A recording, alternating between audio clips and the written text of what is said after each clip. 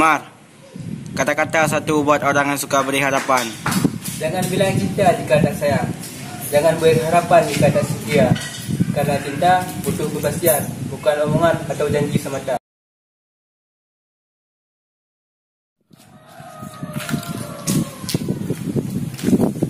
Pergi ke Jawa beli sarapan. Sarapan bubur dapat yang susu. Terima kasih sudah memberi harapan, meskipun itu harapan palsu.